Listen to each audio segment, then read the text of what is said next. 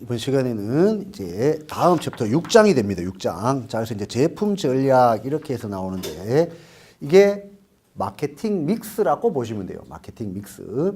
그래서 전체 이렇게 흐름을 잡아야 되니까 STPM 이렇게 했었을 때 M에 이제 해당이 되는 거. 그래서 마케팅 믹스. 그럼 마케팅 믹스가 나오면 이것도 무조건 연결입니다.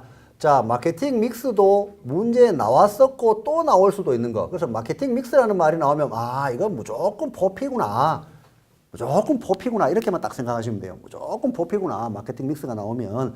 그래서 그 포피의 이제 첫 번째가 이제 프로덕트 이렇게 해서 제품 이렇게 이제 된다고 생각하시면 돼요. 자, 그렇게 해서 먼저 제품 개념을 한번 싹 봅니다. 자, 제품 개념 이거는 뭐 그렇게 시험 문제 나오고 이런 건 아니지만 우리 이제 의미 정도는 알고 있어야 되니까. 자, 소비자의 욕구를 충족시켜주는 이제 유형 또는 서비스, 아이디어 이런 것들을 다 제품이라고 한다. 이렇게 과거에는 제품은 유형의 제품만 제품이라고 했어요. 그래서 서비스나 아이디어는 제품이 아니다. 눈에 보이는 물리적인 속성을 갖고 있는 것만 제품이다. 이렇게 이제 됐었는데, 아, 이제는 최근에 들어가고는 유형, 무형의 모든 걸 포괄적으로 이야기했었을 때 서비스도 제품에 포함을 시킵니다. 이제 그 이야기가 이제 이렇게 나오는 거고. 그래서 지금 이거는 어떻습니까? 시험 문제에 그렇게 뭐 써먹고 그럴 거는 없죠. 제품의 포괄적인 의미, 아, 서비스, 아이디어 다 포함시킨다. 그렇게 정도로만 이제 좀 생각해 주시면 되고. 그래서 이제 제품 보니까 그 이제 음영 처리해 놨는데 유무형의 속성을 갖고 있는 거 다 이게 다입니다. 자, 그러면 이제 시험에 나올 수 있는 거는 그 그림, 제품의 세 가지 차원입니다. 자, 1차에서는 코틀러 뭐 학자 이름 필요 없었고 2차에서도 굳이 뭐 코틀러까지 뭐 이렇게 하실 필요는 없는데 이거는 어려운 게 아니니까 그래서 코틀러라는 학자까지도 기억을 좀 해주시면서 제품을 다시 세 개로 나눴더라 이 사람은 이렇게 돼요. 그래서 자, 이제까지 이제 공부를 쭉 해오시면서 환경 이야기가 나올 때 벤 다이어그램, 그 다음에 또 하나 제품에서의 코틀러의 제품의 분류에서 벤 다이어그램 이렇게만 딱 생각하시면 돼요. 그래서 코틀러는 제품을 다시 세 가지로 나눴더라 이렇게 되었죠. 이거는 1차 시험에도 나올 수 있는 겁니다. 그죠? 그래서 핵심, 유형, 확장 이렇게 세 가지로 나눴더라. 이렇게 해서 요것도 꼭 좀 정리를 해 주시는 거 1차에도 나올 수 있는 거기 때문에. 자, 그러면 요 각각의 특징을 알고 있어야 되죠. 자, 그러면 이제 첫 번째 우리가 메인 타이틀로 딱 생각한다 하면 아, 코틀러는 다시 제품을 세 개로 나눴더라. 그렇게만 딱 하시고 그 다음에 그 세 개의 각각의 명칭을 이제 알고 계셔야 되고. 그래서 이제 다음 페이지에 보시면 요걸 각각 설명을 이렇게 쭉 해놓고 있죠. 자, 핵심 제품 이렇게 됐었을 때는 쭉 해서 세 번째 줄입니다. 세 번째 줄. 무형의 성질해가 무형만 밑줄 그어놓으시면 돼요. 키워드가 무형입니다. 무형. 그래서 핵심 제품은 눈에 안 보이는 거. 그럼 눈에 안 보이는 거니까 이걸 꼬리말 있듯이 다시 생각을 딱 하면 뭐가 돼요? 그 앞에 나오는 거. 효익, 편익. 이렇게 되는 겁니다. 그래서 핵심 제품이 나오면 이거는 무조건 무형이다. 눈에 안 보인다. 그러면 우리가 특정 제품을 사용하면서 우리가 거기에 대한 편익, 혜택, 그 눈에 안 보입니다. 그죠? 자, 우리가 대중 그 전철, 버스 이런 거 막 타고 다니다가 와, 출퇴근 시간에 도저히 이렇게 안 되겠다. 내 자가용 사야지. 그럼 자가용 사면서의 핵심 제품은 뭐겠습니까? 눈에 안 보이는 겁니다. 그죠? 내 편안하다. 차 타고 왔다 갔다 할 때 즐겁더라.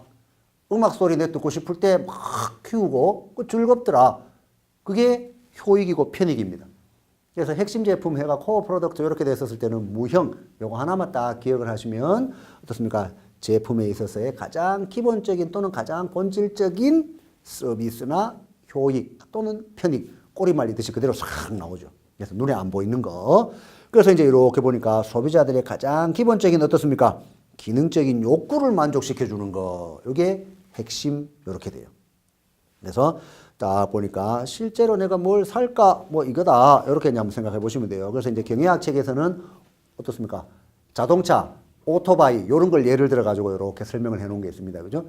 그래서 이거 다 하고 난 다음에 한번 설명 한번 드릴게요. 그 다음에 유형, 이건 텐지블, 눈에 보이는 겁니다. 눈에 보이는 거. 처음에는 가장 안쪽에 있는, 동심원 가장 안쪽에 있는 거는 눈에 안 보이는 건데, 그 다음에 조금 퍼지면 이건 눈에 보이는 거. 유형이니까. 그럼 유형에서의 키워드. 항상 전체를 외우시려고 하지 말고 키워드 위주로 가시면 돼요. 그래서 딱 보면 유형 제품의 키워드는 뭐겠습니까? 두 번째 줄이면 두 번째 줄. 물리적인 속성. 이 단어만 들어가면 돼요. 그래서 물리적인 속성이니까 그 제품 자체. 그래서 쭉 보니까 실제 형태로, 그래서 이걸 다르게 표현하면 실체 제품, 실질적으로 어떤 모양을 갖고 있더라. 실체를 갖고 있더라. 그래서 실제 제품이라고도 한다. 이렇게 되는 겁니다. 그리고 딱 보니까 물리적인 속성이니까 뭐죠? 그 제품에 있어서의 품질, 포장, 상표, 등록, 스타일 이런 것들. 그래서 1차 시험에는 이게 보기에 나옵니다. 그죠? 그 세 줄에 나오는 품질, 포장, 상표, 특성, 스타일, 디자인 이런 거 쫙 해놓고 다른 걸 보기를 하나에 딱 집어넣어 놓고 다음 중 유형 제품의 속성, 유형 제품의 속성에 해당되지 않는 것은 여기 실제 1차 문제에 나왔었고 또 나올 수 있습니다. 그래서 우리는 유형 제품은 실체다. 물리적인 속성이다. 그러다 보니까 그 제품 자체와 품질이나 포장이나 디자인이다. 이런 정도로만 해서 최소한 요것도 한 3개 정도는 쓰실 수가 있어야 돼요. 그죠? 그래서 요런 게 유형 제품이다. 그래서 이렇게 보니까 요거는 어떻습니까? 상징적인 충족. 상징적인 충족.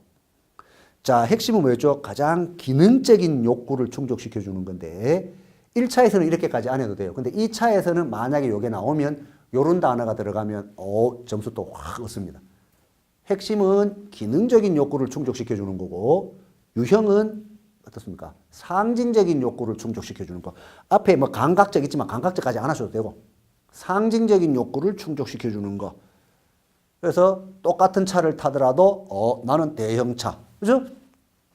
실제 그런 거 뉴스에 보면 이런 거 많이 나오잖아요. 아파트 단지도 요즘 보면 평수가 단지마다 다 좀 틀립니다. 그죠?